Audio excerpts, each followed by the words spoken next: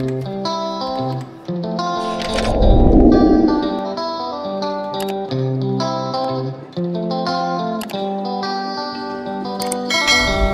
this is Johnny. Welcome back to my YouTube channel. Ngayon guys, marang gustong i-share sa inyo about dito sa SSS Pension Loan Program. Kung halimbawa kayo ay retirement o nagpe-pension na sa SSS at balak mag-loan ng pension loan sa SSS, pwede mo panoorin tong video na to guys, baka sakaling makatulong sa'yo.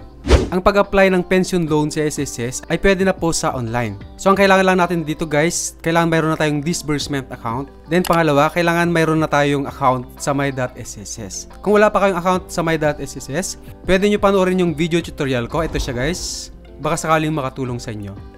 Revised Guidelines on the SSS Pension Loan Program. So actually guys, dated ito noong April 6, 2022.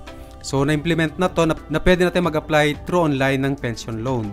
All SSS retiree pensioners who meet the qualifying conditions for the availment of the loan are eligible to apply.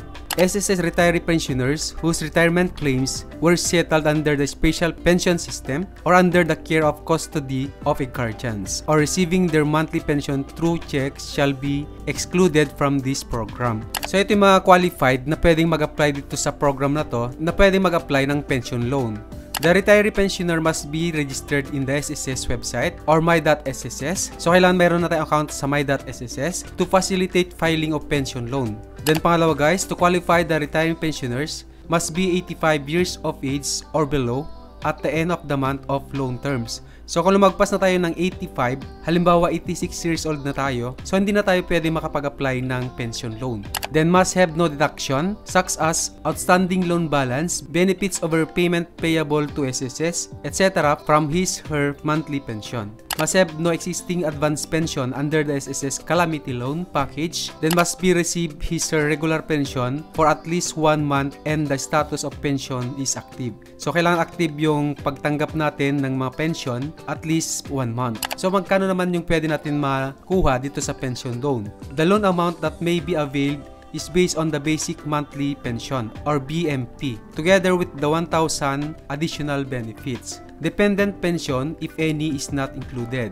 The retiree pensioners has the option to choose the loanable amount from any of the following but not exceed the maximum loan limit of 200,000 pesos. So ito yung guys yung pwede natin ma-loan. Pwede mag 3 times yung basic monthly pension natin, 6 times, 9 times, then 12 times. So halimbawa yung monthly pension natin is 5,000 example. So kung ito inabil natin yung 3 times, ibig sabihin 15,000 yung ma-avail natin plus 1,000 additional benefits. So ilang buwan naman natin siya pwedeng bayaran. So halimbawa ang inabil natin 3 times, babayaran natin siya ng 6 months. Then kung 6 times naman yung inabil natin, so babayaran natin siya ng 12 months. Halimbawa, ang inabil naman natin is 9 times or 12 times. So, babayaran natin ito ng 24 months. Ibig sabihin guys, ito yung susundin natin na loan payment terms kapag nag-apply tayo ng pension loan. Magkano naman yung magiging interest ng ating hihiramin or pension loan dito sa SSS? The loan shall incur an interest rate of 10% per annum until fully paid, computed on this missing balance, which shall become part of the monthly amortization. So, ibig sabihin guys, 10% per annum. So, 10% every year. So, kung magkano yung hiniram natin, kung ilang taon natin siya babayaran, halimbawa, inabil natin 24 months, ibig sabihin, ang interest niya, every year, 10%.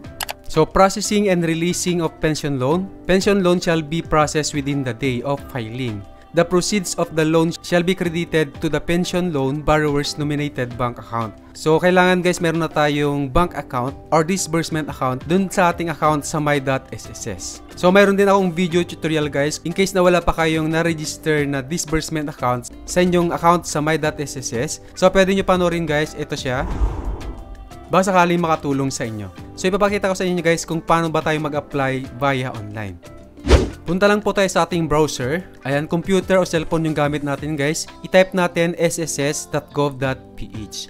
Kung halimbawa dyan sa browser nyo guys, nag-error yung website ng sss.gov.ph. So, ita-type nyo dito guys sa Google. So, dito natin siya isi-search. So, www.sss.gov.ph. Then, enter. So, makikita naman natin dito guys yung website. Ito, yung una. Yung www.sss.gov.ph. So, i-click lang natin yan. Kasi may mga browser kasi guys na kapag dinirekta nyo siya na i-type dito sa address, so nag-error siya. So hindi siya pwede ma-direct. Then dito sa portal, click natin yung member. Then login natin yung ating account. So enter natin yung user ID saka yung password. After that guys, click natin yung sign in. So dito sa ating dashboard, para makapag-apply tayo ng loan, so punta tayo dito sa loans, hanapin natin yung apply for pension loan. So ito guys, yung pwede lang mag-apply dito sa pension loan, yung mga 60 pataas, yung mga retiree na. So kung hindi pa tayo retiree, na wala pa tayong 60 years old, so possible na pag i-click nyo to, so may lalabas na message na hindi pa kayo qualified na mag-apply ng pension loan. So click natin tong apply for pension loan. Ayan, so ito yung lalabas guys. So nakikita natin dito yung monthly pension natin. Ito yung monthly na ita-times natin. Kung halimbawa i-avail natin 3 times, ayan, 6 times, 9 times. So i-multiply lang natin to guys. 7 times 3, 7 times 6, 7 times 9. Ayan, so ito yung pwede natin ma-avail. Then sa disbursement account, so i-select natin kung saan natin gusto ipasok yung ating pension loan. So select natin yan. Halimbawa BPI. For example, yung avail natin yung times 9. So, babayaran natin siya ng 24 months. So, click lang natin yung submit. So, ito na siya guys, yung malulun natin. For example, 9 times. So, 64,000 may get.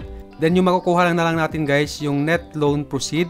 So, makukuha lang natin dito ay 61,102.30. Kasi may mga deduction. So, binawas dito yung credit life insurance saka transaction fee. So, mababa lang naman yung transaction fee niya kasi 1.05.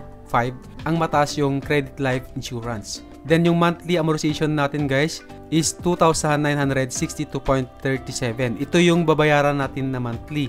So, expect mo yung matatanggap natin na pension is mababawasan siya. So, i-deduct niya tong almost 3,000. So, click natin yung submit. Ayan, so ito yung competition ng loan natin.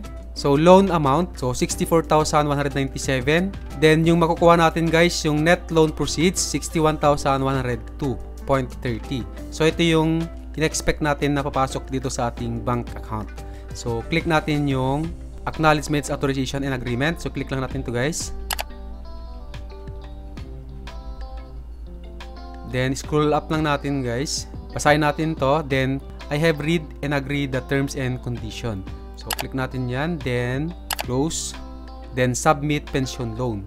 Ayan. So, sabi dito, SSS has approved your pension loan application on January 16, 2023. So, yung time ngayon, yung saka yung date. Loan proceed will be credited to your bank within 3 working days. Please take note of your transaction number. So, ibig sabihin guys, i-expect natin na papasok dun sa ating bank account within 3 working days. Ayun siya guys, ganun lang yung pag-apply ng pension loan via online. I hope na nakatulong yung video tutorial ko at sana nasundan ninyo. Kung may mga katanungan kayo guys, pwede nyo i-comment dito sa comment section below para masagot natin. Kung bago lang kayo sa channel ko guys, please click the subscribe button and hit mo na rin yung notification bell para ma-update ka dun sa mga bagong videos na i-upload ko. Maraming salamat po and God bless. See you in the next video.